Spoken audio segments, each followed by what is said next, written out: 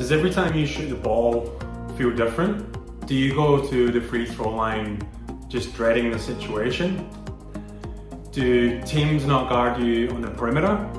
And worst of all, do you hear those dreaded 3 words, let him shoot? I'm going to share with you 5 tactics to make your confidence shooting the basketball unbreakable.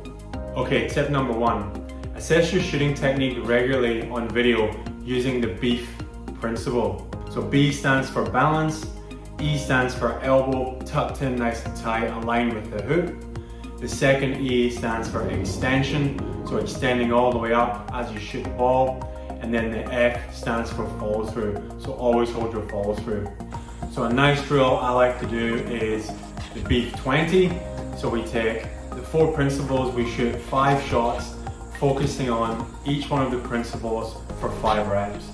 So 5 on balance, 5 on elbow, 5 on extension, and then 5 on follow through. Tip number 2, at least once or twice a week, do a shooting session where you're shooting from a distance that you know you can make 80% of your shots. So if that's close to the hoop for you, that's fine. Pick 5 spots, go corner, corner, mid post, free throw line, and then extend out from there. Every session, 80%, add 1% distance, and continue to improve your confidence moving further and further away from the basket. Okay, tip number 3. Don't make it hard on yourself by taking shots in a game that you don't actually practice. Get the reps in during practice of those moves.